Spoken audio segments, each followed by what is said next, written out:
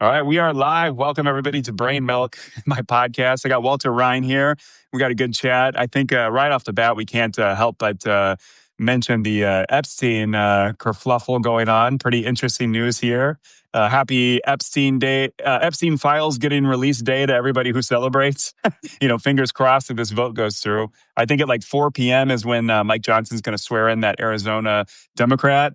And, I don't know, hopefully like a second later, she signs that discharge petition. And then I don't know, procedurally, I guess they have to like make time in their schedule to like have this vote. But from what I understand with those rules that Mike Johnson passed, it's like discharge petition is very firmly in the rules that all the Republicans agreed to when Mike Johnson, when they agreed to let him become Speaker of the House after that long, arduous path for him to get the speakership.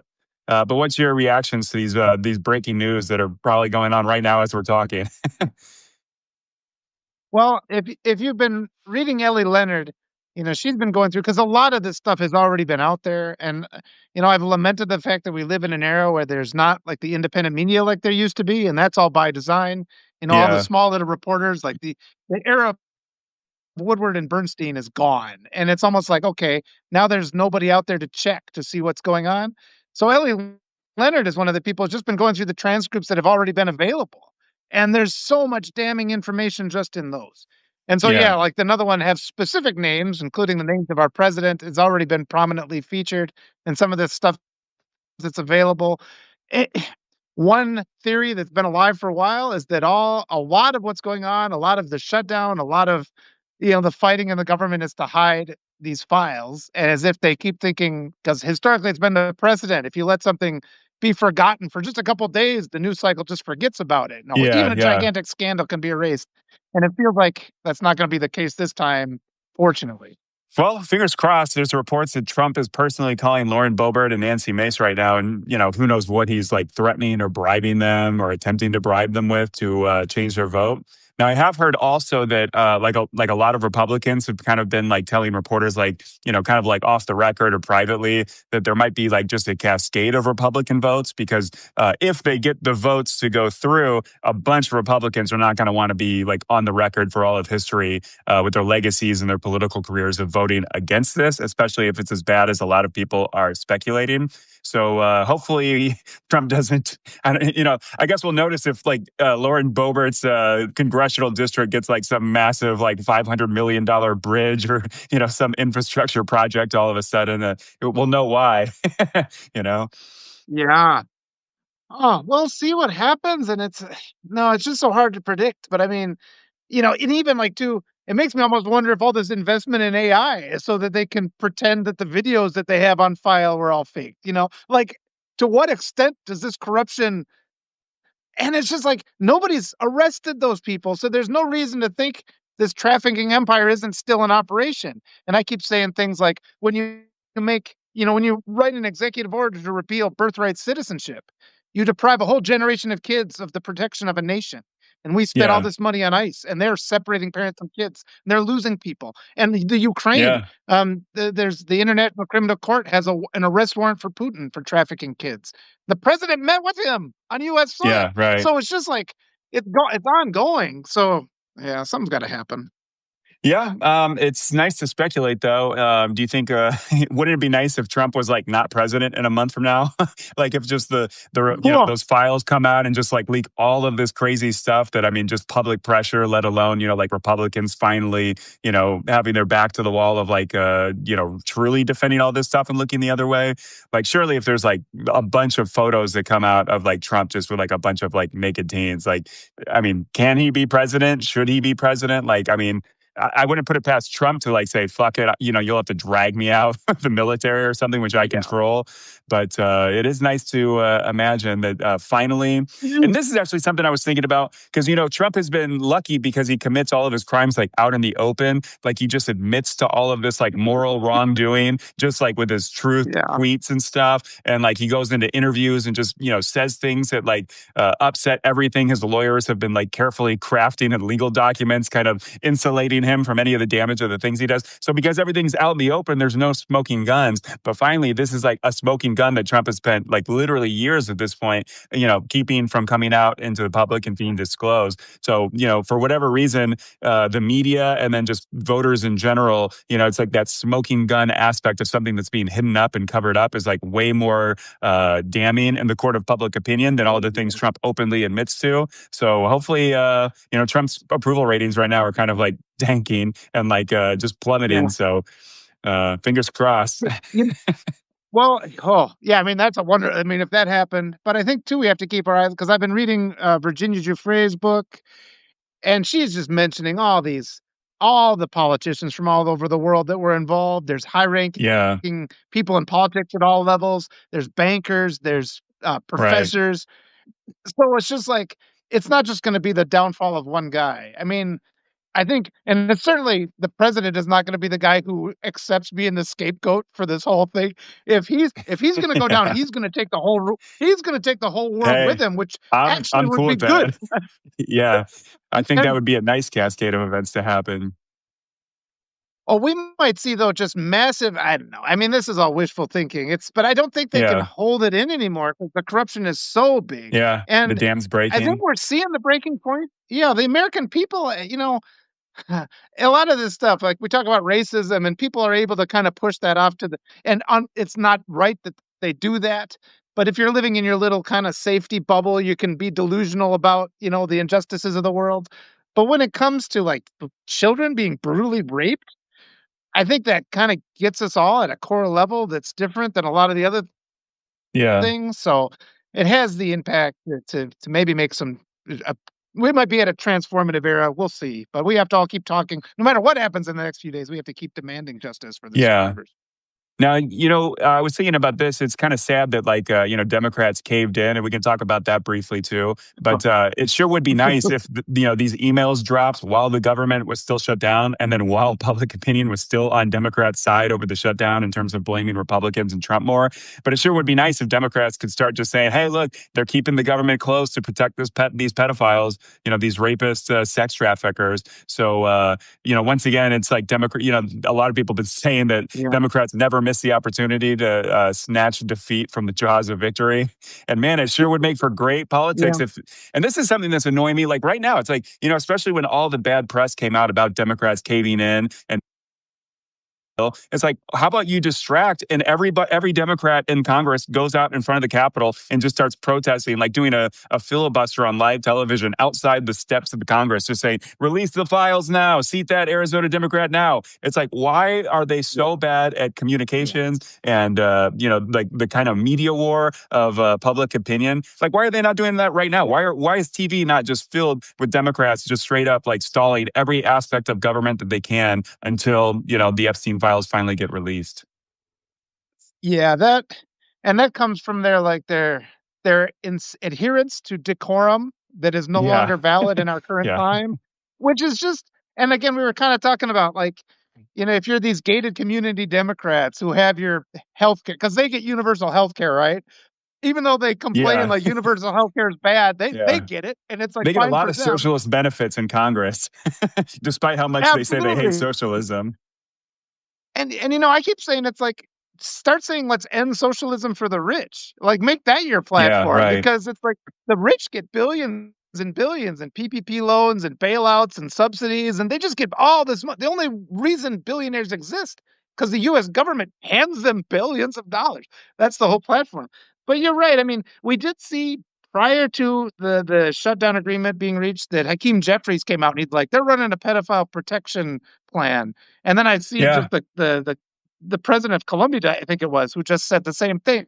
So that's starting to enter the world media. This regime Yeah, right. is a worldwide pedophile protection. But so maybe we could speculate. This is all speculation, but maybe they were willing to agree to end the shutdown with the appearance of caving because they knew this was coming. Because we did have Yeah, to get, I don't know how to pronounce her last name, Grilhava, signed in, and so there's no more excuses to not, get that discharge right. petition. So who knows? Who knows? Hopefully. I mean, that's a good thing Yeah. because we might not be here. But it's also annoying. Like, how long have these Democrats on that committee that had those emails been sitting on that? Like, wouldn't it have been nice to have that prior to, I don't know, Yes. Tuesday, like the election last Tuesday? You know? That's something I have to verify too, because I was that under seal until like this January? Was that under judicial seal? All the information, I think, and it's. I Maybe. thought I'd read that where we're sort of like because the Democrats still have this appalling tendency to like follow the law like excessively, like Yeah. like, we have to absolutely and it's like, Right. at some point when it's like, let's let some because there's a lot of people that have seen these videos. There's a lot of people who've seen what first of all the survivors know what went Yeah. on that island, all the survivors. All the culprits knew what went on that Right. island, and then they made all those videos is what they Yeah. say that he was famous Epstein was famous for blackmailing him. So, presumably, there's a ton of FBI agents. I think I saw one lawyer come forward and say, "You haven't seen it. I've seen it. I'm Yeah. current because they can't. I mean, these lawyers they can't reveal it because then they'll get Right. disbarred. But I think And lose the it's at that cases. Yeah. breaking point where Right. this is yeah. But it's out. I mean, but it's outside. Like this situation is such corruption on such a level that it has broken our Yeah. whole legal system essentially. Yeah, Yeah. and you have to imagine that somebody still got all those files that Epstein had. Like, I would imagine that sex trafficking ring and the blackmail operations didn't stop with Epstein, right? Like, maybe even Trump. I don't know. Yes. Like, he was very good friends with Epstein. It was, Bill Barr that kind of did a lot of those machinations. It was people that Trump put into his first and second administrations that, gave Yeah. Epstein that sweetheart deal to begin with. There's a lot of speculation that, maybe he's an Israeli agent or something like that. And, how do you commit so many crimes for so long with so many big people unless there's kind of bigger elements at play. Yeah, I think it just emphasizes, and we've known that there's these injustices in our judicial system. If you have money, you can use the appeal system. We Yeah. saw it happen in the lead up to the election. Where the guy he was facing charges of election fraud. I mean, remember, Yeah. this is a president who he's a convicted felon. It's an election fraud case. It was Yeah. fraud in relationship to paying off. So that his 34 felony counts of election fraud, facing charges for election fraud in 2020, and then it's just sort of like all that just goes away. He was established by court as an insurrectionist. He shouldn't have been on the ballot for that. Yeah. But our judicial system has been eroded to the point where people who are rich can do whatever they want. We've seen the Yeah. transfer of wealth to a small group of people. They've exploited this system. And I think they're just there's so much hubris involved with these. They think they're gods. They think they're about beyond, any kind of accountability. And I think they've just gotten over their skis. And I think we're going to see that because we're seeing that. I mean, since the election, we're kind of coming to a realization how much power we, the people, actually do have. And I didn't think we had this power. And these demonstrations are doing a lot, just refusing to because we know what's wrong, and it's wrong Yeah. to Right. brutally rape little kids, and nobody wants that. That has to stop. Yeah. Yeah. You'll hear me on record saying that that's wrong and bad. I'm against that. Yeah. That has Right. to end. But yeah, any other current events that you want to mention briefly? We kind of had an idea to talk about a little bit about like democratic strategies and things like that. So, any last Yeah. topical news that you want to bring up first?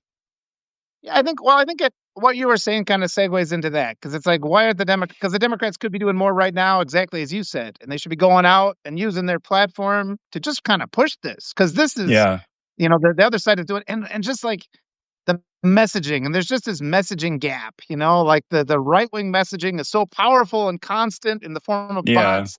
And I was just reflecting how nobody ever writes an article that it's flooded with bots that say how great universal health care would be because nobody's funding that and yeah, supporting that. And that's right, the gap of yeah. influence that we need to fill.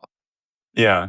Even Nancy Mace, apparently, like she's had like such high staff turnover, and a lot of her like chiefs of staff that have quit are said like she's just obsessed with her image, and that she like made her staff like run a lot of Twitter bots to just write a bunch of tweets about herself. And so like there's that idea. It's almost like a dystopian thing, but it's like sometimes like you put something out on the internet, and like, did anyone real read that? Is anyone who liked that and commented a real person, or like eventually Yep. will the internet just be nothing but bots talking to bots? And I've been talking about that. I talked to a couple journalists, how we've kind of in the end of the investigative reporters. And yeah, I mean, that influence is out there. The influence of AI is out there.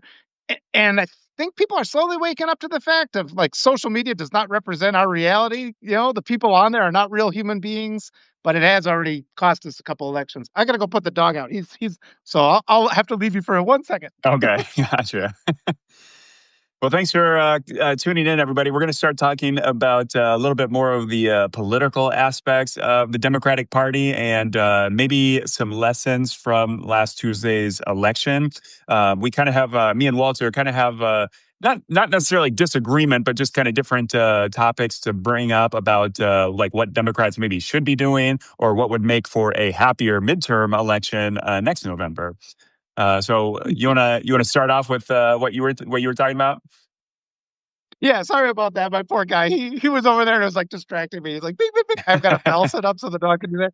But yeah, I was thinking about this because it's interesting because it's so important to hear different viewpoints. So I thank you for talking to me. And it's like I'm Gen X, and I think you said you're millennial. So it's just so Hardcore important millennial, for us yeah. to have the yeah, and it's just so important just to see where we're coming from. And I do this so much, like different diverse viewpoints and backgrounds, and seeing how people think about things, and like bit by bit, you start kind of assembling the actual structure of what's confronting us. And So I've you're been thinking saying ever at since the I end of talked this to you talk, during our movie.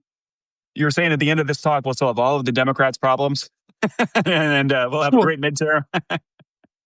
Well, because the theme is, like who belongs in the Big Tent, because this is what the Democrats say, but there's so much infighting always, and and then we get to that idea of like the purity tests, but it frustrates me that they'll say that and they'll say vote blue no matter who, but then Zoran Mandani wins a primary and the establishment is completely against them. So I just want to like explore that reality of who is welcome in the Democrats' big tent. Because it seems to me that they make all kinds of space for like these castaway Republicans that can't even win an election Yeah, as a Republican anymore. It's yeah. like these are unpopular politicians and we're listening to them. But then, like a Democrat like Mamdani, who wins despite the efforts of the Democrats, there's no space for him.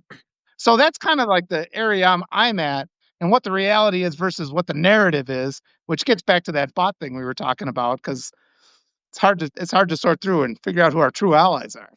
Yeah, I mean, do you think we're just kind of in the middle of like a big political realignment? Like you can go to Wikipedia and there's been like 7 or 8, like depending on who you ask, like major realignments in American history. And like obviously like I from the think Federalists and Anti-Federalists, and then you get Jefferson's kind of like Democratic Republican Party, and then Jackson's a major like shifting, and then you get obviously the birth of the Republican Party that's like anti-slavery and extremely like northern city, yeah, like especially like by today's standards, like the Republicans of the 1850s, 60s, 70s, yep, really up until about Teddy Roosevelt and Taft, where the parties kind of shift again, where like Republicans stop being the party of like northern big cities and industry, yeah, and then switch to a much more conservative, like southern based, kind of more of the rural urban divide that we have today. yeah. And I mean, the Republicans today want to claim Lincoln, but I'm just like he was progressive. If you want to call Lincoln anything, Yeah, he was yeah. progressive. Yeah, Because I like always think about that. I've he written would about that, be, that like the Lincoln's platform in 1864 was like free citizenship rights for any immigrant that yeah, like can arrive on the American shore, right? They were all about yeah, like tariffs protecting the big industries. They were about giving black people rights, and like the earliest like very like national civic rights fights were all those early Republicans. And you look at their like platform by today's standards, you'd be like this commie pinko communist Lincoln, yeah. but they want to take credit for that platform that has nothing to do with today's Republican politics. Yeah, and if you look at Eisenhower's platform, it aligns with AOC's platform, and people always have to Yeah, remember too, like there is zero liberal representation in the United States. Like if you go other parts of the world, you will find like the conservative party in other parts of the world that would never suggest taking away universal health care. right. And we barely have people that can even suggest it. So we're the whole nation is to the right of center here, and I think that's an argument, but I think the Democratic Party, the Democratic establishment, it just really feels to me like, yeah, they make so much money from their various corporate donors, including the people that profit off our healthcare. They don't even want to talk about something like universal. How could that not be a winning platform? I don't like paying thousands of dollars a month just for the privilege of paying another thousand when I actually get sick. if we Yeah. actually started talking about it. And I think it's important for us, where like the progressive media or the fringe media or whatever you want to call it, to just normalize this demand. I've been saying lately, anybody against universal healthcare is corrupt. They're corrupt because they're exploiting human pain for profit. And it's just like we have to change that narrative because they have the anti-socialism narrative, and it's critical for us to push back on it because it's literally getting people killed. Yeah, and you look at like on a lot of those things, is Republicans are always saying, "Oh, like if we do these things that like progressives really want, we'll start having like people dying from not having health care. They'll Yeah. have to wait forever." And it's like all the things that they like doomscape about like progressive policies are the things that capitalism is doing right now. Like a lot of people don't have health insurance. If it wasn't for like Obamacare, there's like 24 or 25 million people on Obamacare right now. So if we get rid of these subsidies, they will not have insurance. They're not getting their insurance through their jobs, which that's what Republicans always say. Just get a job, you bum. But it's like there's a lot of self-employed people that don't have health insurance through their job because they're their own employer and don't make enough money to like have health insurance without some kind of like public option. Which Obamacare is. You're right. It's like a pretty center right kind of idea compared to a lot of European countries, especially in Scandinavia, which is always topping the list of like happiest countries with the people most enamored with their government being effective and dynamic in terms of like solving people's problems. It always confuses me too how the healthcare industry doesn't use its lobbyists to insist on protecting the affordable, because they're the ones getting all the money from it. They're it's like this the subsidies aren't going to we the people. They're going straight to these healthcare, bigwigs. And it's just Yeah, bizarre to me. It's like, because at some point I don't understand. And when I was talking with Will Fullwood today, we just don't know. Like, what's going on in these rooms where these rich people get together and talk about how they're going to torment us. And it's like, yeah, how is it supposed to work that they're not going to the bat to save? Because once the premiums get expensive, it's more than just the people. It's more than just the subsidies the healthcare industry is not going to get. A lot of people are going to be canceling their insurance, so they're not going to be able to pay either. And then that's going to lead to premiums going up again and another round yeah. of cancellation. And the So it's government going to spending collapse. more money because people who don't have health insurance, it's the government that's the backstop that has to pay for all of that. So basically, and this is something that always annoys me. When you talk to Republicans about what healthcare policy should be, they'll always agree, yeah, if someone's going to die on the street, they should take them into the hospital and cure them. So it's like, okay, Yeah. what you are describing is that we will only help people at the last stop of their healthcare journey at the point where it is most expensive, because now you're doing like all these like Herculean efforts to keep these actively dying people alive, when instead you could have spent like a $20 copay on some meeting like 20 years ago to get them to like stop smoking or to take care of their like high blood pressure way early before they're actively having a heart attack and dying like right there on the street. And now an ambulance has to pick them up, not get paid for. All the doctors have to do all these procedures that then the hospital Yeah. just bills the government essentially. Republicans are like, yeah, they always go by this philosophy of like, well, let's save money on our budget by not getting our oil changed on our car. And then it's like, yeah, you save Yeah, right. $100 there, but then your motor Yeah. blows up. And it's Yeah, like now you everything now you that have to they pay do is 10 like, grand for a new car. Yeah. and it's like that That's that very goes true. into it too. So, And in but America, yeah, it's I weird don't know because you what get really works. I was going to say in America, it's weird because you get that like Christian aspect of like, especially conservative politics, where it's like, this is a Christian government. And it's like, it's hard to imagine that, like, if, like, let's say Caesar had, invited Jesus to his house, to his mansion, and be like, Jesus, I have this idea. Should we offer all the poor people of the Roman Empire health insurance, to go to like the Yeah, doctor or whatever? Like, do you imagine Jesus would be like, no, fuck them. They need to get jobs because they're lazy. I think what we should do is give tax breaks to all the rich Romans in the empire, and then it'll trickle down, yeah. jobs and benefits and health insurance to all the poor people. It's like if we're a Christian country, it's like I don't imagine Jesus would take that particular view. I keep saying we need to go to our peace demonstrations dressed as Jesus and have signs that say Jesus loves you, except Republicans. Hold up a Yeah, right. cross. I love those memes about Well, then we Republican get the Jesus. yeah. Oh yeah. Yeah. Well, then at least we get the memes too when the riot police come to beat us. It's like the Republican riot police beating everybody Yeah, dressed as Jesus. So yeah, right. maybe that'd change some hearts. Yeah, yeah. There's Speaking the of that, one where the guy's shooting at the yeah, priest. Oh yeah, that's a great image. Priests with the collars and stuff getting shot in the head with rubber bullets for protesting what Yeah, ostensibly are Christian values of like let's help the poor and downtrodden. yeah. But What do you you think know, it though? What do always you think? comes back. I was going to say, what do you think Democrats should do about this in terms of their elections? Then, like, what would you like to see Democrats in the midterms? What kind of policy Yeah. positions, or like, I guess, Democratic aesthetics should they adopt for the election? And it's just because it's so complicated. Because even after the election, like there's these narratives the establishment puts into place. And this is, I think, a big thing for us to fight against. And the first thing I think is those of us who criticize the Democratic establishment, it's not because we're trying to sabotage the party. And it's almost like if you don't go in alignment with what they say to do, like James Carville's got to go. He's wrong. Because we just straight look at this establishment Democrats, the centrist Democrats, they've lost 2 out of 3 of the last presidential elections. They keep losing. It's only when they swing progressive.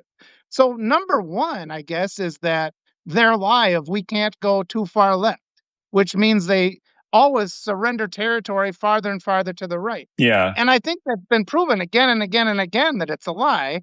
And then still we see the Democratic establishment try to, oh, Marjorie Taylor Greene is switching sides. Let's have a redemption tour for her.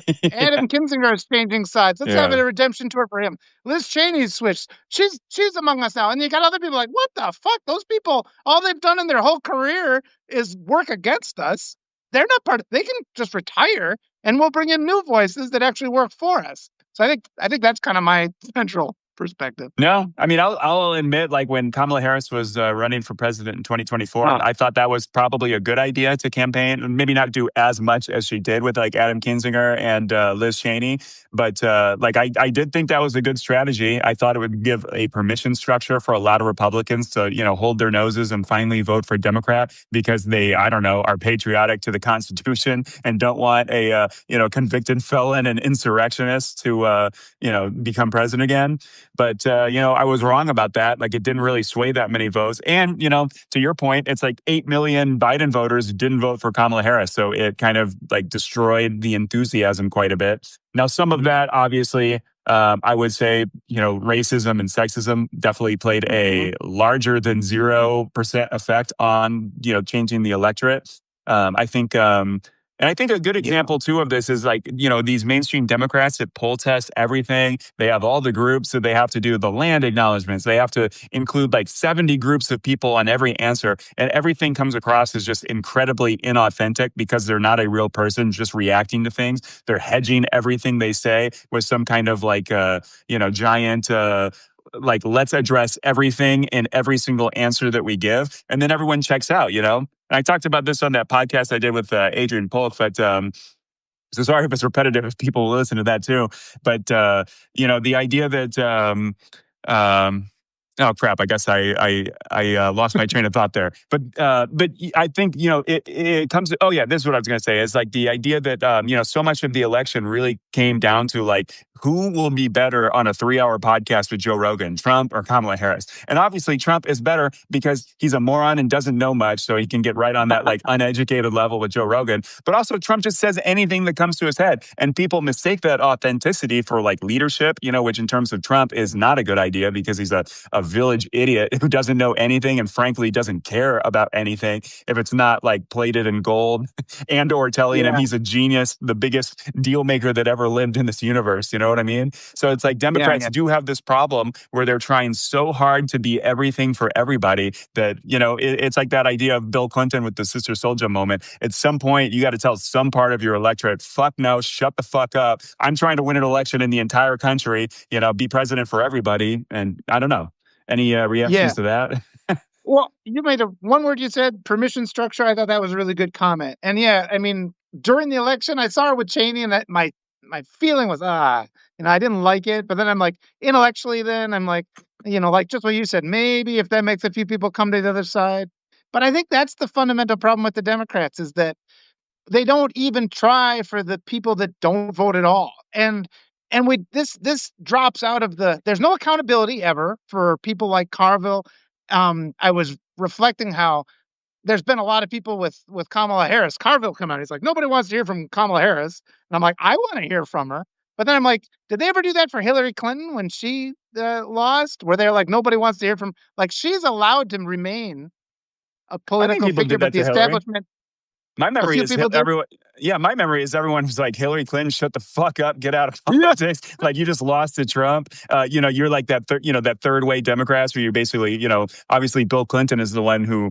But I guess it's a complicated thing. You can't argue that Bill Clinton like was that third kind of Mm, like center right kind of Democratic coalition. yeah. But he won 2 elections and was like pretty popular and pretty successful for the most part in terms of a lot of his like policies. It didn't work out the way ultimately people expected. I think, NATO, there was, or not NATO, but NAFTA, there was a big reaction kind of against a lot of the seemingly anti-union policies that brought about. But, I guess you can't argue that it did, especially in terms of the idea of free trade with Republicans, it did lead to more global trade. It probably made America quite more prosperous as a nation. But, the problem is Democrats have these ideas and it's good things for like America in terms of like the geopolitics and the long-term game. But then it's Republicans just constantly like obstruct any effort to help the people that are the losers in some Yeah. of these deals and situations.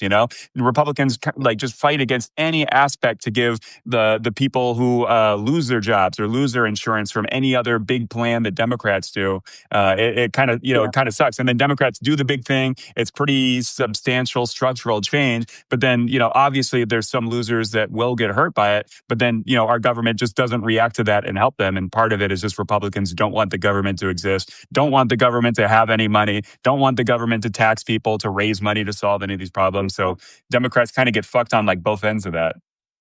I think though too, like the establishment Democrats, there is some division by design to retain power. I think they play a really dangerous game. And I mean, because you could kind of see, like some people were saying, if Kamala had been allowed to push her opponent, I don't like to say his name, into narcissistic collapse, like you could make that guy freak out. And you just Yeah. continue to push him. And it's like, well, you're a loser, you're weak, you've never achieved anything. He'll flip out, And it's sort of like she came really close, but then it was Yeah. almost like in adherence to that decorum. And again, I think that was the pressure from this big tent idea. Yeah. But their Right. big tent, like the establishment big tent, does not include progressives. I mean, we keep forgetting this. And the fact is, like, you might think, and like Kinzinger, like, okay, he's saying some good things, and I appreciate some of the work he's doing, but he needs to come out and be like a pro universal healthcare guy. And they have to also apologize for some of the horrible things. Like I like that Marjorie Taylor Greene is going around and threatening to blow up this Epstein thing and read all the names on the House floor. That's great. But she's said very racist things and she's harassed like Alexandria Ocasio Cortez. And we can't just like, oh, they did one thing, everything, it's a clean slate now.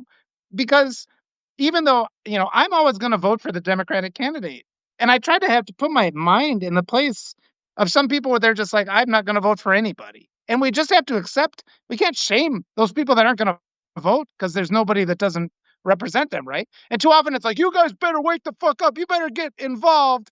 And it's just like, well, maybe what we should do is run a candidate that hasn't been accused of sexual misconduct, even though it's a lesser extent than the other guy, but because we did in the Cuomo issue, the establishment's back in Cuomo. I mean, we can't run a guy like that. And there are people, if that's the only candidate, they're just like, fine, I'm not voting. And I don't agree with that choice, but we have to accept that some people think like that, right? Yeah, I mean, I think in terms of the enthusiasm issues that Democrats have, that's a big thing. It's like you got to give people, it's like the idea that Democrats are just Republican light, where they're like they do a lot of the Hmm. same policies as Republicans, which that's not totally fair, but I get the public perception of that. So it's like they're kind of like Republicans light that are more polite, but still just doing the same things. But I don't know. But it's interesting. We're such a diverse country. Like Manhattan, that just voted in Mamdani, is a very different place than a rural Arkansas Democrat that's trying to Yeah. run for like governor or a representative somewhere for like a bunch of farmers in like rural Oklahoma. So it's like, in terms of like the Big Tent thing, I think my takeaway from this last round of elections is that, the governors in Virginia and New Jersey who just won were right for their districts and states, right? Mamdani was right for New York City. And so in terms of like my idea of the Big Tent is I think Democrats should just, stop having like any litmus tests at all and just get the candidates that will get attention, however that attention comes, if you want to get in the mud and just like make your whole race about calling, your Republicans like pedophile protectors, and just like really get in the mud. Or like, Yeah. obviously that was not going to work in a statewide Virginia governor race, right? So my idea I of the don't big tent yeah. is maybe more of just like literally a big tent. Let's have a lot of Democrats that maybe will disagree with both of us like 90% of the time. Or sorry, yeah, they'll agree with us 90% of the time, but maybe on abortion, guns, farming subsidies, like you name it, there's like two of those local races that if they don't take those positions, they're not going to win. Democrats won't get a majority. We won't be able to help any minority group or anybody, right? Yeah, I think that's an interesting point though, because we're making assumptions about what's gonna work in these rural areas, right? And because I live in, in a I'm in Derrick Van Orden's county, Hmm. I live there, and I know what the people are like here. But I often get and, like, when I'm attacked when I write something, it's often from what I call the gated community liberals, guys that lived in blue Yeah, yeah. cities and blue states, and they're sitting there telling me, "Progressive ideas are not popular in red areas." I'm like, "I'm in a red area. Nobody's here is happy with how much they pay for healthcare." So a lot of times, this sounds real good. It's like, "Yeah, let's go to these," and the establishment does it, but there's always this perversion. Like, the idea of big tent, yes, that sounds really good. The reality of Big Tent from the establishment is they don't want progressives in there. They don't want certain groups. Yeah, They're right. happy to bring in like conservatives, but they don't care about anybody who is liberal. And with the rural areas, yeah, what you said sounds great too. Yes, we absolutely should run the candidates who know those areas. But as a person who lives in a red area, I can tell you the establishment won't listen to me. They won't listen when I say, no, this actually does work because they draw a hard line. The Democratic establishment does. It says absolutely no universal health care, nothing of that order. They don't want to go there. They do. They want to be Republican light. They want all the corruption. And you almost see like with Schumer, he's like mad at Republicans for not liking him more because all of his policies line up. So many of them line up and they help so much, like the Republicans, and then they just hate him. And I know that there's a lot more overlap between Republicans and progressives than anybody wants to recognize. And I think we talked about this before, but Yeah. after Clinton, when she lost, instantly they're like, well, it's Bernie Sanders' fault. All those Bernie bros turned Yeah, and right. voted Republican. It's like what you just said is Republicans like progressive ideas. I mean, you said it in this way of like betrayal, but on the other Yeah. side of interpreting that, you're acknowledging the democratic socialism will work in Yeah. rural areas. Now, I voted for Bernie in the 2016 primary, and but that goes back to my point. Is like he had enthusiasm. Like right now, with the information age being Mhm. so digital and so fractured with the internet and everything, and of course, like Democrats just don't even have any kind of real, like straight up liberal, like Yeah. not to say state Then they news or anything, but like compared to Fox News and OAN, where you just have this like massive apparatus of just like all the Republicans get their marching orders from what's on Fox News each day. And Fox News does not like literally, is like basically in bed with Republican candidates, especially the higher up you go in the hierarchy of elections. Like with Trump, they were literally feeding like interview questions to him. I believe they got caught. Yeah. They showed him like Biden's ads before Biden's ad went on air on their channel. So like, Yeah. I think in this day and age, like enthusiasm is maybe almost the only thing that matters because people they don't read newspapers anymore. We don't have the same monoculture that we Yeah. used to have. We don't even live in the same realities. Like if you watch Fox, like I looked up today with all this Epstein stuff, the number one big headline article on Fox News's website was about colleges and DEI. So it's like the people who just get their news from Fox News are Yep. not live. It's like Earth 2. They don't live in the same reality. But then somebody like Bernie comes around with like real enthusiasm, real messaging. He had influencers that really got his messages across.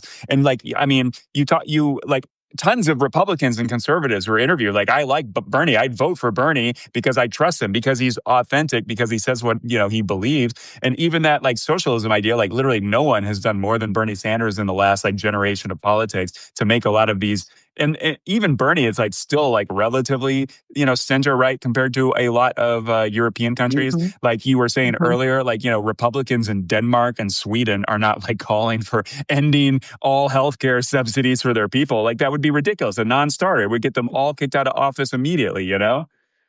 Oh, and I think I was just thinking it's like we're playing tennis, but only on one side of the court, right? There's the line. It's like we're just, and even whether we go Democrat or Republican, it's always on the same side of the court. And it's also too like they say this, I say that. They say this, I say that. And I think what you said too is really important, like establishing the progressive media. And I've been deliberately going out and sending a lot of invites to progressive candidates because they don't get any media time, and they'll come and talk to me. But it's like the establishment Democrats could build up my platform, they could build up your platform, and but what they would rather do is ask for donations from us, and then they go and spend those donations for ads on Fox News, and that pisses me off, frankly. Like they're so deliberate. Um, we should theoretically have our left wing, thought think tanks out there. Those should be public schools, right? And universities. And when I was talking to Zuri Stevens about this, she says, universities, and that's why the right is so anti-education in any form.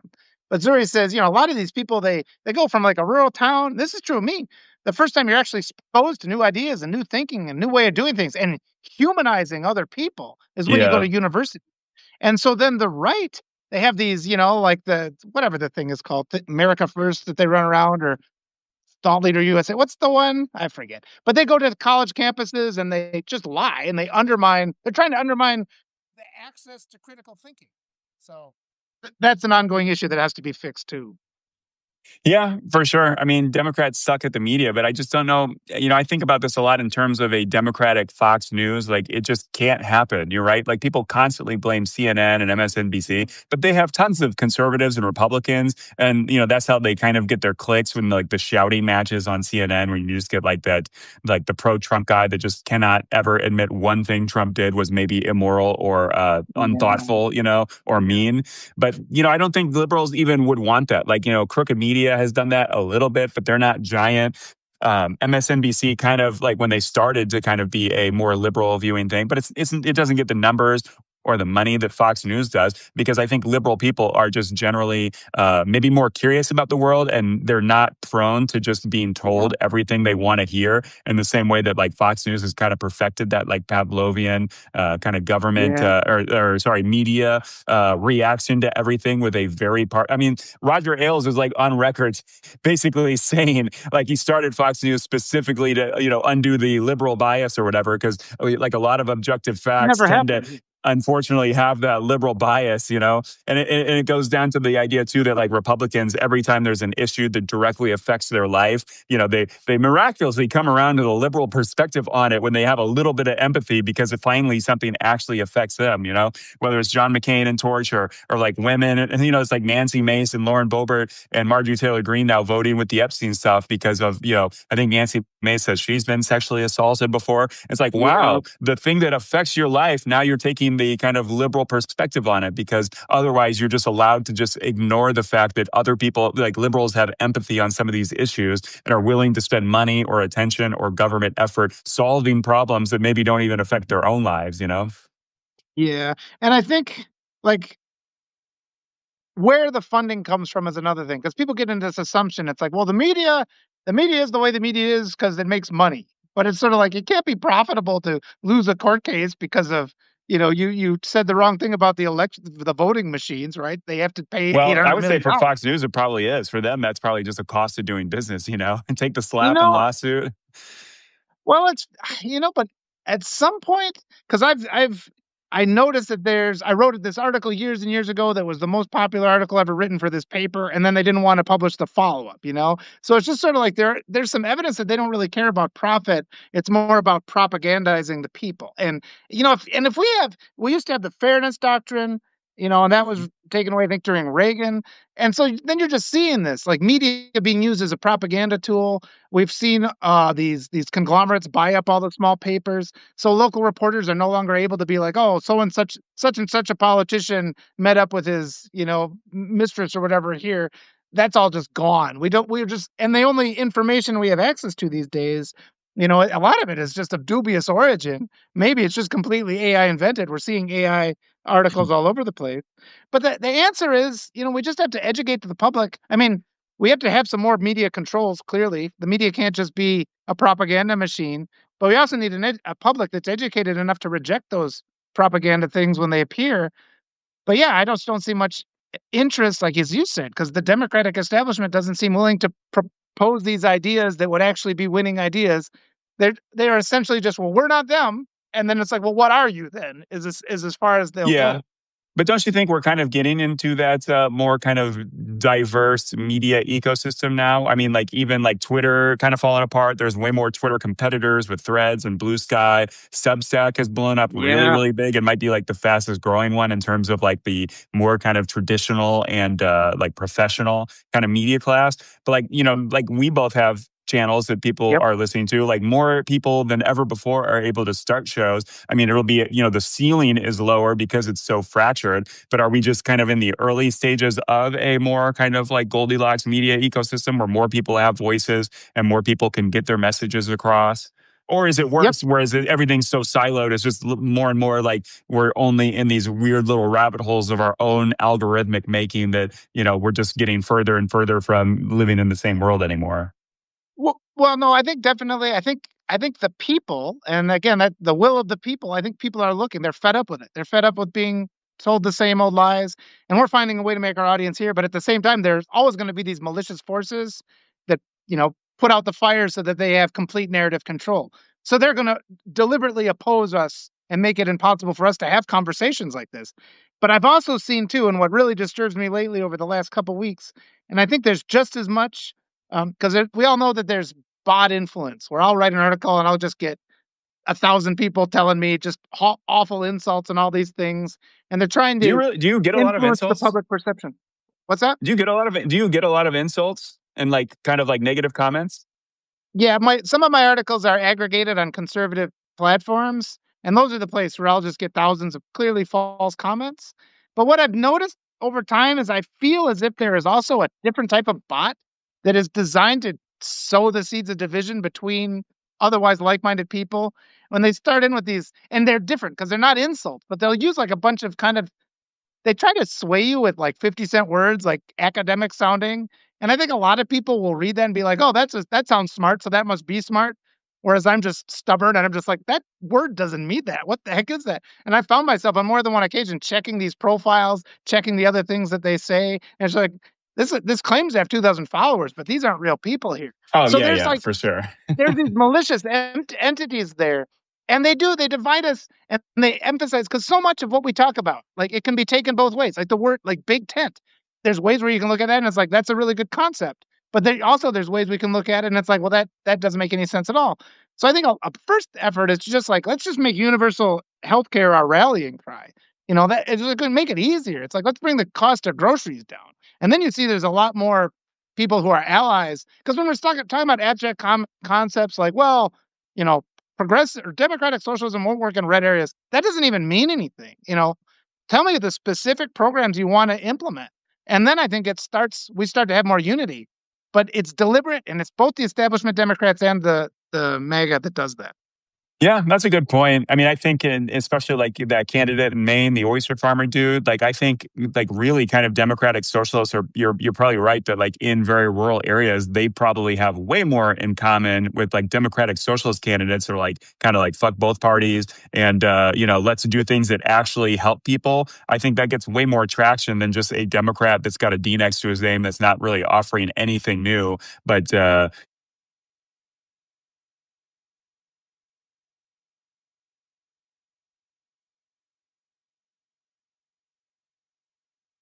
that might actually, but again, it all comes down to the local candidates too, like who will win the primaries. Like that's a big thing, Yeah. is just who decides to run. If there's only kind of like centrist Democrats running, Yeah. and there aren't any like really engaged democratic socialists of like, hey, let's do things to actually improve our problems and not just be like just purely a D vote against the R vote and stay in the same kind of like bipolar partisan system that we have right now. Absolutely. And I think you said another important thing because because the establishment Democrats get all haughty about the idea of primaries. They act like, well, we're wasting resources on these primaries and we should be better using those resources to defeat the Republicans. And then we elect some centrist Democrat who sabotages our own party. Like Joe Manchin, he withheld his vote. He was the one who killed Build Back Better, and this was this really progressive legislation.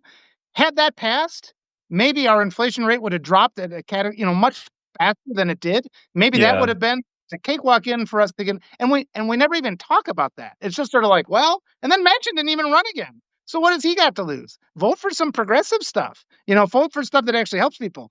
But it upsets me that that's never part of even really the establishment discussion. The establishment quickly wanted to pivot to, well, Kamala's a woman and she was black, so that's why she lost. We can't talk about anything else. And then they like refuse to talk about the potential of election fraud. It's like, let's just do some recounts in swing states just for the sake of like threatening them to not engage in election fraud, even if we don't find anything. We're like, we're serious about this, but just to roll Yeah, over, be like, right. that But on doesn't the make other sense. hand, with Joe Manchin, he was that last vote needed for a majority. So wouldn't you rather we had Joe Manchin still right now, and then Democrats had the Senate majority or something like that? If we had two or three more Joe Manchins, isn't I Yeah, think Ezra Klein that's a gets good into point. this a lot. It's just like you can't do anything if you don't have the majority and you don't have power, right? So it's like, Yeah. wouldn't you prefer we had 100 Joe Manchins right now and majority control of both chambers of Congress to like investigate Trump? Like, just throwing out devil's advocate a little bit. No, but this is good. And this is exactly the type of thing where it's like, oh, this is kind of a place where there's a little disagreement, but I think we have a unique goal. We have the same goal and different ideas how to get there. And my thought is with like, what's the point of spending resources on a guy like Joe Manchin if when he gets into office, he votes against you?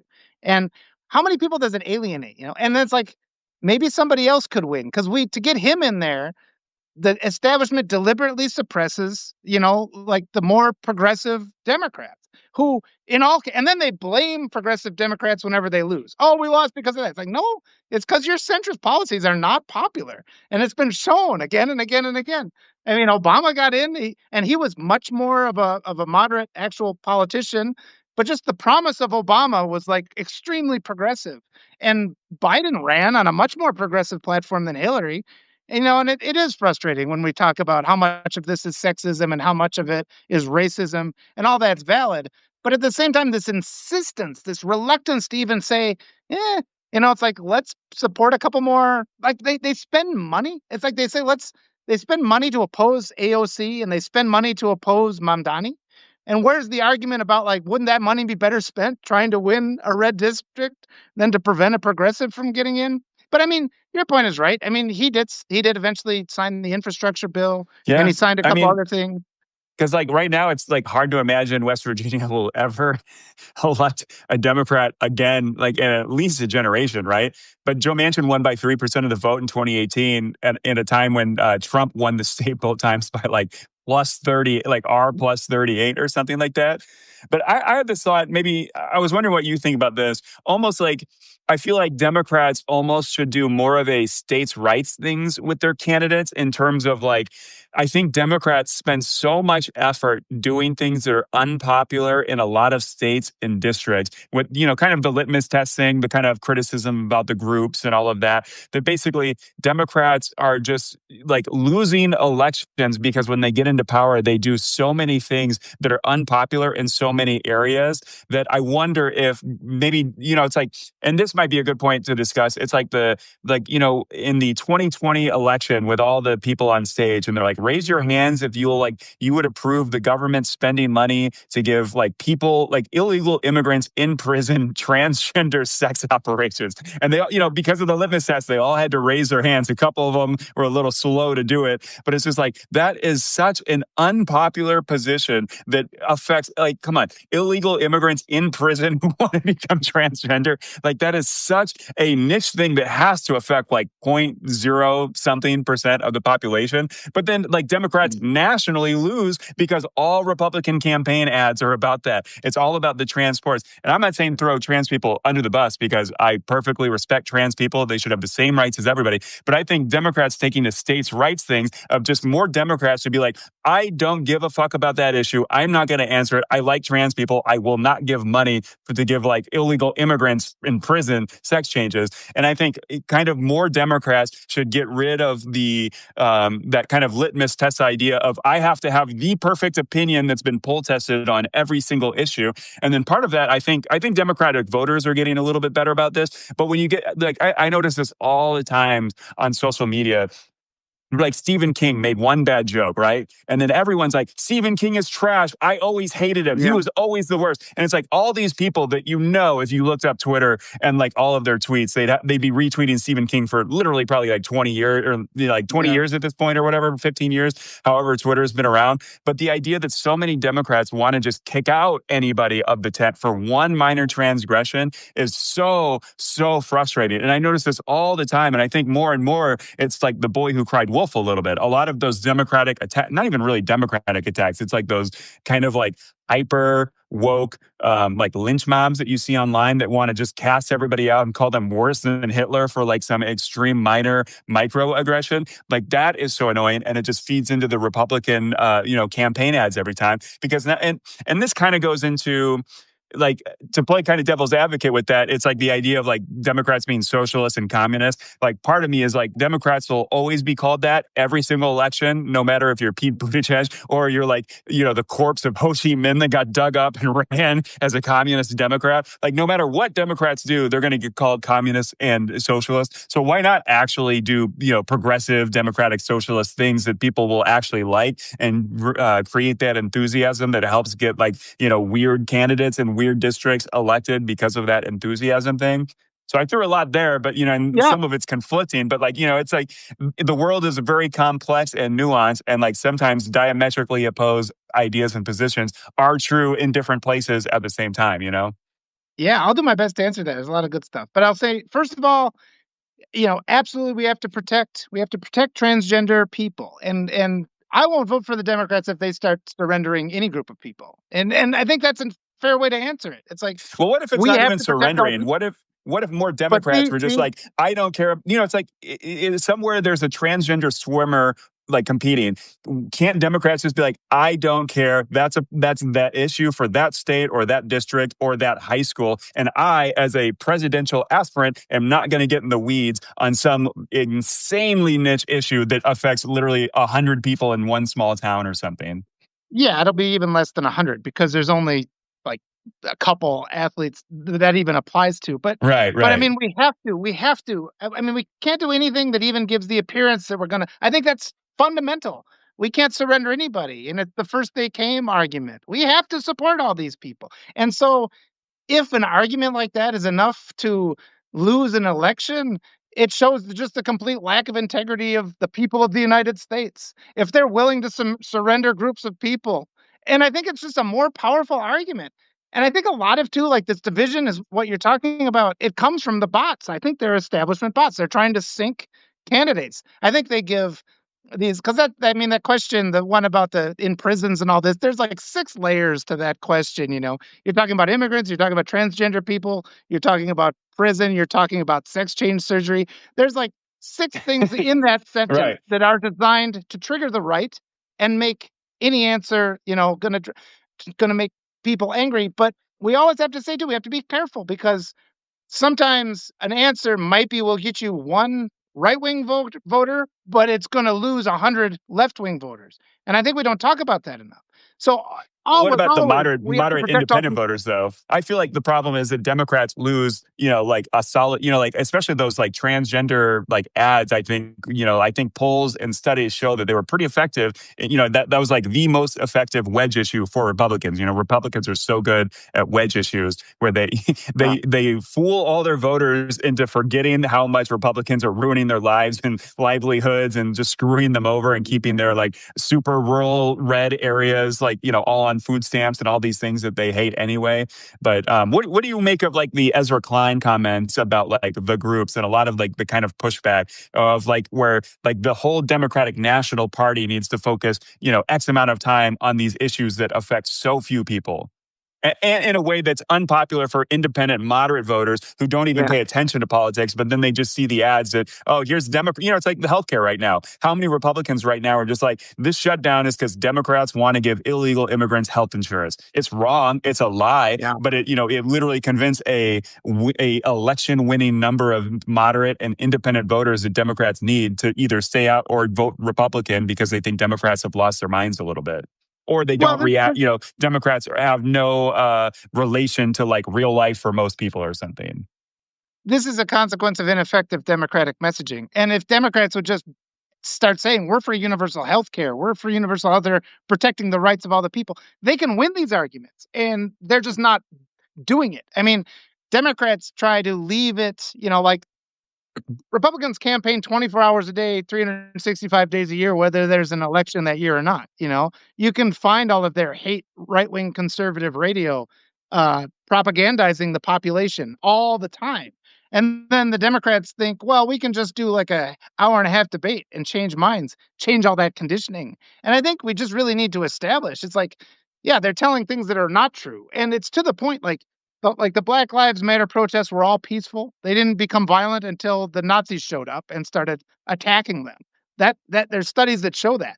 A big part of the population just doesn't believe that's true. A big part of the population doesn't believe in the moon landing. A big part of the population, thinks the earth is flat. And it's sort of like we can't have a Democratic Party Yeah. that's like, well, I understand that some people think that the earth is flat, so I'm going to be respectful. Because you say that, I'm like, no, you start losing all these people that don't have a voice. So really, the Democratic Party just has to find its integrity. We're going to stand up for Yeah. everybody's rights. Transgender people are people. We're standing up for their rights. We don't want cruelty in prison. You're going to have your rights defended Right. in prison because we're not going to torture people in prison. And we're not going to torture people with sexual reassignment. Or what is it called? The conversion therapy is the thing that they're saying. And it's like most of the sexual affirming care is boys getting breast reduction. I mean, say the truth of the thing. I think there was 100. I looked it up. I'm not going. These numbers aren't going to be quite right, but it was like 157 cases, 57 cases, and 155 of them were boys getting breast reduction. So it's like just inform people what the reality is, Yeah. and we But in can't terms of do. We politics, can't you allow kind of them to can't. coerce us into. I'm But sorry. in terms of politics, you kind of can't do that. Like, you had a good answer there, but then it's like you lose all the, it's like Democrats do that and they get called egghead professors that talk down to everybody and then lose elections. So like, for instance, like Ezra Klein had a good point. Ezra Klein is kind of like that, where like no one is like more liberal and wants Democrats to win more than Ezra Klein. But now some of his like recent articles that he's been doing, people are like, he's trash. Take him out of the party. Let's never listen to him again. But he does have good points in terms of you're right. The Democrats want to be the party for everybody, especially all the people that aren't just like white patriarchal Christian males that Republicans kind of invented identity politics around. But you look at 2020 and Democrats lost more Hispanic votes. They lost more black votes. They lost more female votes. They lost more young votes. So, clearly what Democrats are doing is not helping them win elections, and they are not getting the power to help these groups of people that really they're the only kind of backstop in politics for. But you can't argue that they're losing the very groups of people they are patting Yeah. themselves on the back for saying we're the only ones doing anything. It's like literally losing them elections and losing the electorates that they are literally losing independent and moderate voters trying to protect above all political expediency. That's an interesting because it says I would argue we've lost those groups because they failed to stand up for integrity and they failed to defend the transgender. I mean, and we see, and also there's vote suppression, and it's like the Democrats haven't stood up. That's another thing they could have pushed through is the John Lewis voter civil Voting Rights Act. They could have pushed that through. End all this gerrymandering. And there's just it's like we really do have to get over this assumption that that we're going to drive voters away if we go progressive, because the establishment pushes that really hard. And I think if we were just truthful about helping people, we just say we're going to help people. But I think they don't want to make those arguments, and that goes to because this is why the right will make these absurd attack arguments and the Democrats just don't respond. And then they lose an election and they say, see, we were being too woke, even though they never were woke. They never did give those ads, right? They never did it. They never made the promises. We're going to fix your health care. We're going to get rid of those premiums. They don't say those things because they're afraid to do that because they're mega light. They're happy with the injustices because about half of the Democrats enrich themselves. I mean, there's no reason that politicians should be selling stocks, right? And a lot of our Yeah, yeah, guys for do it. sure. So Well, do you what they what do you don't make like about that like system. what do you think about even like Bernie Sanders with that real progressive, unprecedentedly popular democratic socialism agenda? But even he was constantly criticized by the very woke people for the Bernie bro idea of just it's all white people. He can't win an election because blacks and Hispanics are not voting for Bernie. Like to some degree, like a lot of the progressive candidates that Democrats do have, they do kind of make all of those kind of like woke issues take a, backseat, like sit on the bench while they're kind of talking a more, general one size fits all economic populist agenda and not getting kind of like wound around the axle on some of those unpopular issues. Yeah. So even in terms of like the successful progressive politics, they kind of stay away from the, and I think I would say with most woke things, I agree with all of those sentiments. I believe that, everything Republicans are doing is way wrong and stupid. And it's like a new Red Scare kind of about wokeism where Yeah. they just, it's like, is the woke in the room right now with you? Where are they? That kind of Yeah. thing. But like, you can't argue that a lot of that woke stuff really, it all comes down to winning elections. And it's like, it did scare away a lot of centrist, normie, moderate, low educated, Well, low enthusiasm voters, right? No, we know that they lost, but we don't know if it's because of the woke stuff. I mean, all we know is, see, we got to be a little more scientific, and the establishment pushes this because the first thing the establishment does every time somebody loses is they turn around and blame progressives, you know. But I mean, Mamdani just had a very successful campaign where he just is like not even talking about the right. He's like, I'm going to do this, I'm going to do that, I'm going to do that. I'm Yeah. going to help people. I'm going to go after the rich people that aren't paying enough. And Right. the reality is, at the it's instantly after an election is over and the Democrats have lost, instantly the centrist Democrats start blaming progressives. They start blaming woke stuff. This stuff, it floods your, and I think it's bots. I don't think these are real people. It floods your comments where they're blaming these things. You start ending up in arguments with random profiles because the establishment doesn't want to be a party of integrity that cuts off, their source of funds from all these corrupt systems. So I think we get a lot of false blame. I think if we pivot hard, I think we pivot hard into woke values and all the good things and integrity and helping the working class, and we unapologetically and defiantly say we stand for that, and we, for the first time, say we do stand for these issues. We stand for immigrants unapologetically, unreservedly. We're going to help trans people because trans people are people. I think if we pivoted and did that, we'd start to win. And the reality is we've been losing all these elections because we've been trying to do this tightrope of like appeasing centrists and the right, and we just disregard progressives entirely. Yeah, but I mean, isn't Mamdani a good example of like he didn't get wrapped around the axle around all that stuff? He stayed focused on free buses, lower cost of living, and the grocery store idea. Like, That's isn't true. that kind of a testament to like just stay focused on the things that affect everybody and stop trying to? I think Democrats hurt themselves Yeah, when they get into the habit of just calling what makes up an election winning majority of the country racist, sexist, and I think a lot of those people are legitimately racist and sexist and all of the isms and things like that. But again, it comes down to yeah, politics. And it's like, I think Democrats have, it's like the deplorable idea. I agree with like, not, I think, Hillary Clinton calling Trump's voters deplorable was not a good political move. I would say like a lot of Republicans in Congress are pretty deplorable. I don't think it's election winning to just write off a big chunk of the electorate yeah, as deplorable like she did. So it's definitely a put your foot in your mouth kind of yeah, situation there. However, it's like it's democracy is like you need 50% plus one vote. So anything you're doing yeah, that makes those like the people that are not just like Pavlovian straight ticket R or straight ticket Ds, you need those people that are convincible and you need to convince them that you're not crazy or you're not inauthentic. Like I feel like it is a big problem that so many voters will say, it's like Democrats' approval rating is like 28% right now. It's lower yeah, than Trump's. And it's because so many voters think Democrats are just obsessed with these like like the groups, like these groups of people that are a very small segment of the population. And I think, part of well, it I don't too think it's is, that reason. Let me not uh, interrupt because I don't think it's that no, yeah, reason. I you're don't think fine. it's that. I think people are upset with them because they're not fighting back against fascists right now. And again, the establishment wants always to control these narratives. They see that their approval rating is low, and they're like, "See, it's because of the progressives," and they never like give it a fair shot. I like Yeah, what you but when said you about look at Clinton, though.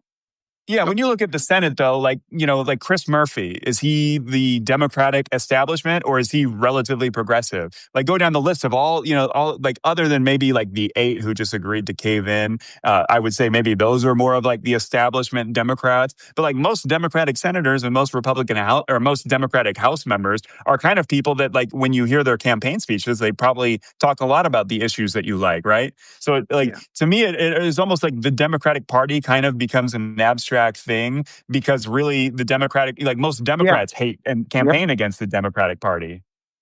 You're right, and it's like any community is diverse and big, but I think we just can't overlook. I mean, we just have to criticize the establishment. Democrats need to get an equal amount of criticism, and they don't. And I mean, like talking about Clinton. I mean, Hillary Clinton, and she would have been miles better than what we got. But it's like, how is that your centrist candidate? Because the right hates her. You're not going to win any Republicans by running Hillary Clinton. And then look at the extreme lengths they had to go to. I mean, they awarded her like half the delegates she needed before the primaries even began. And I think people are really frustrated with the Democrats for that, where like Mondani wins his primary and they don't respect it. They refuse to endorse him.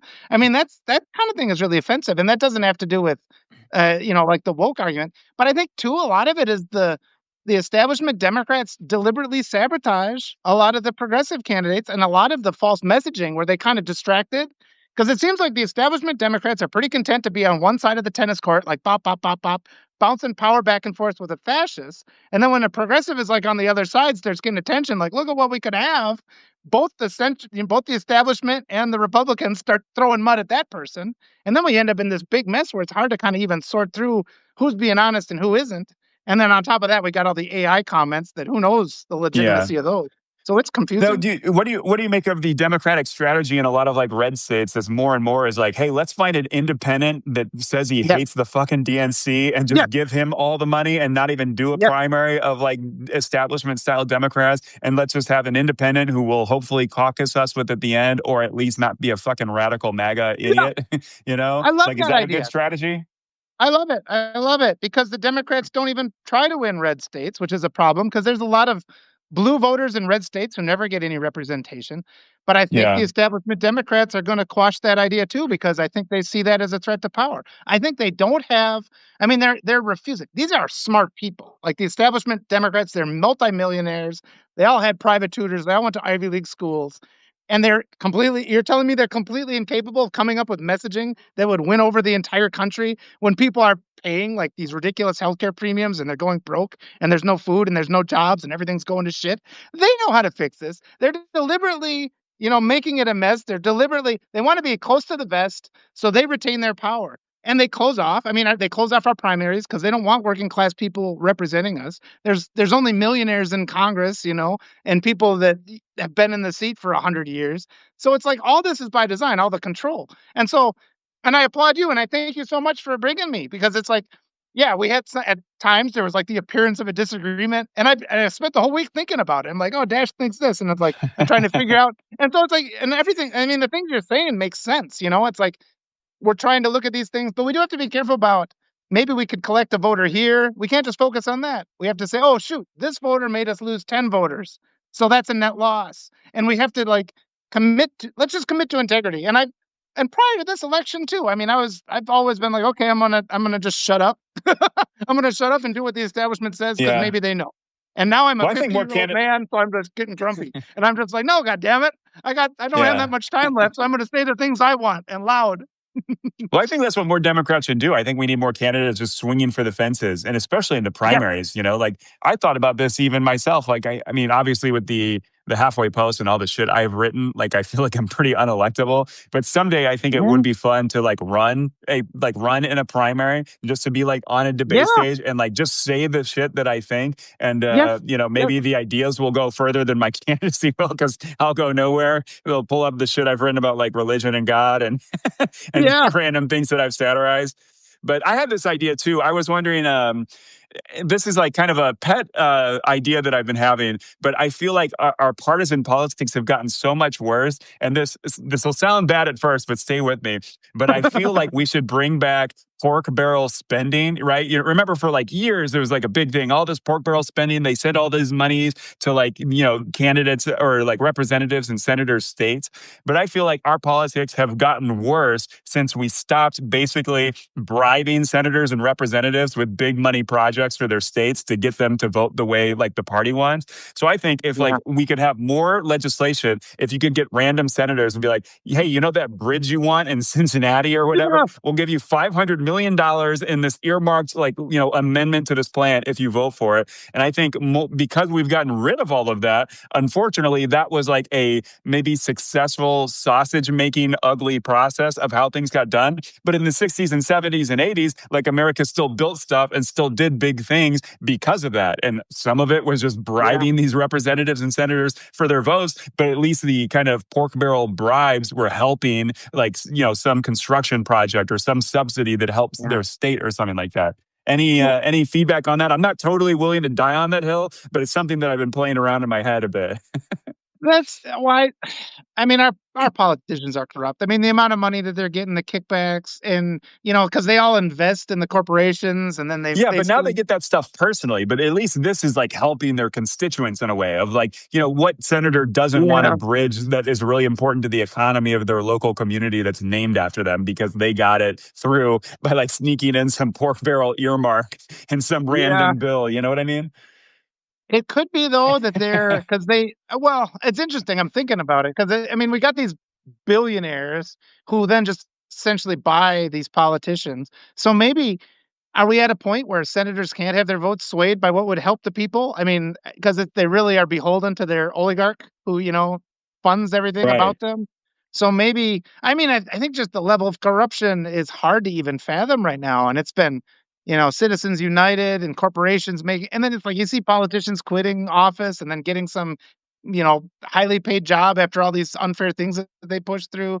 So, yeah, I don't know. I don't, you I know, don't have an you know, answer there. Nope, don't have an answer. there's some communities, like, especially in, like, South America, the idea of, like, well, he steals from the government, but at least he Yeah, steals for us. Like, that's like maybe that would be the yeah. trickle down that actually finally, helps people. Again, Well, I'm yeah, a not lot of those really drug totally dying dealers. on that hill, but just a fun idea because now it's like, now it's like, especially in the like the House, like the Speaker of the House controls everything. Nothing really goes through the old Speaker Yeah, system or the committee process like it used to. So, like, right now, you get into the House and you have no power. You can't do anything. Everything's controlled by the Speaker. And now, finally, with this, like, discharge petition, they finally have some framework to get a vote on things around the Speaker of the yeah, House. But it's just like the kind of power consolidation, and, like, you hear Republicans constantly campaign about this and talk about it, just that, like, they can't do anything, and, like, all of the power has been removed from the representatives. yeah, And it's, you get those strong speakers like Nancy Pelosi, Mitch McConnell, that just, like, nothing's happening without their explicit endorsement. I think a lot of it, and I keep thinking back on the idea. I did an interview yesterday with Michelle TeHue, and from the days of like just the local community newspaper, and how and back then, you'd have a newsroom and people would have to kind of sort out their ideas there. And you'd have a diverse group within the newsroom and you'd present the news Yeah. after it had gone through like a process. And now we have this where all the newsroom is gone. And now we have a bunch of like just, corporate owned news or people like us that are like these fringe things, but everybody's kind of got their idea and there's not as much of that kind of discussing ideas and coming out to a happy medium. It's like over the last 15 years, that's kind of gone.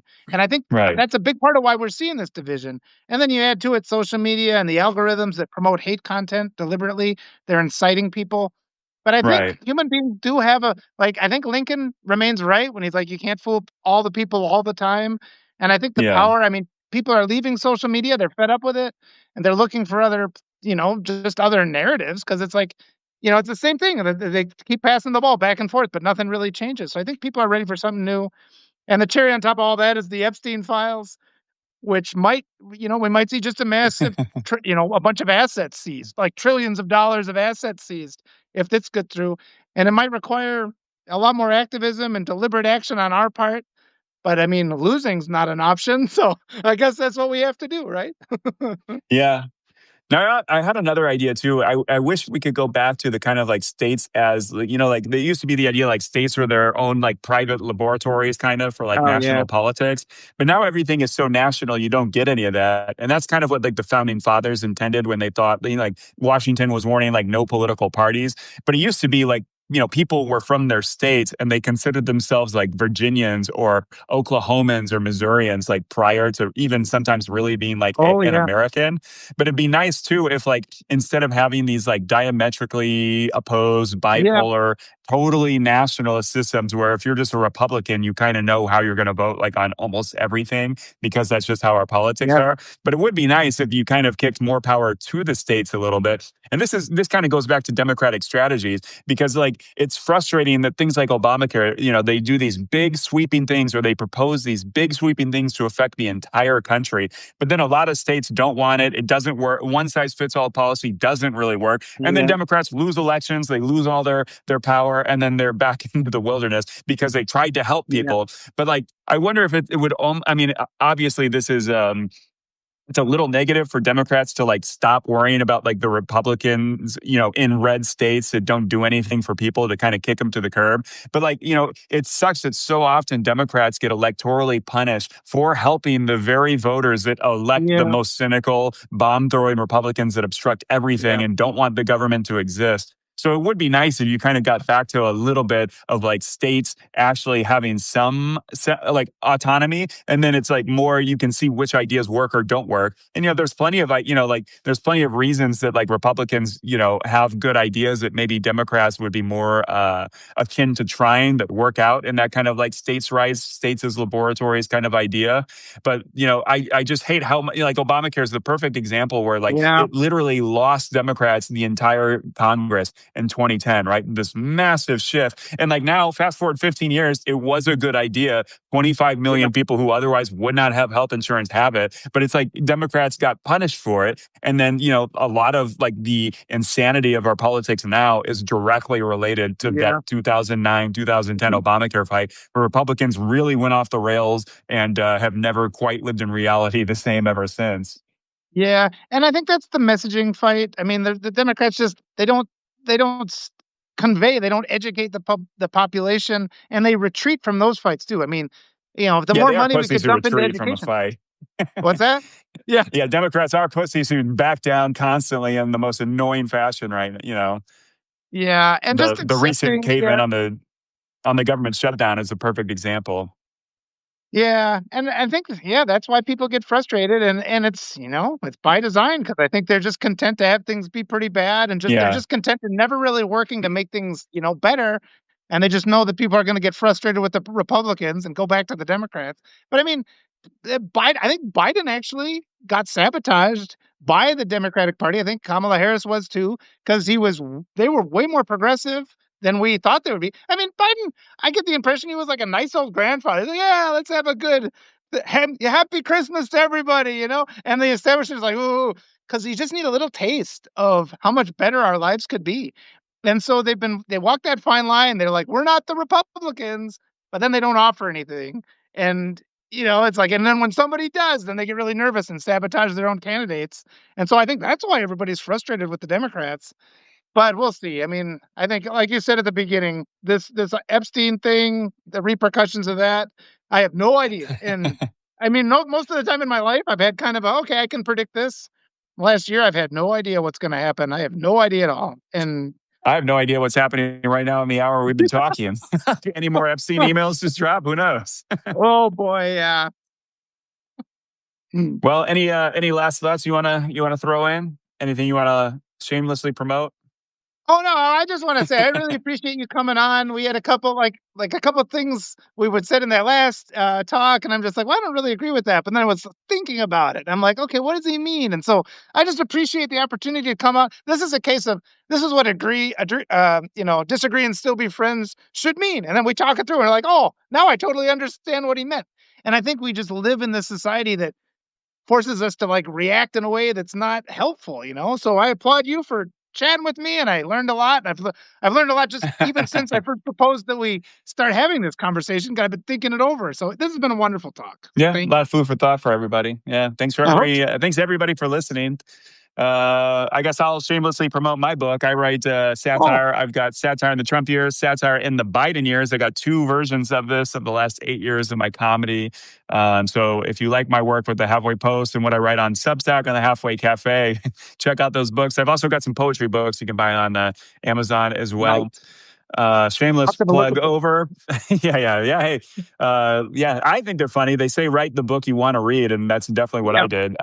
If you hate Trump, like this is full. It's like mostly Trump. Even my satire on the Yep. Biden years from the Biden presidency, Oh, still good. like 95% making fun of Trump. So, Well, I but always tell people support the fringe voices and don't support the yeah, millionaires because you know yeah, what true that. supporting the millionaires gets you. So we appreciate it. Yeah. Well, thanks for listening, everybody. Good to talk to you, Walter. We'll do this again Yeah, thank you. sometime, and let's Absolutely. all go check out what's going on with the Epstein files, right? We'll see. Yeah. All Yeah. right. See you, everybody. Thanks for Have a listening to good Brain day. Milk. Toodle.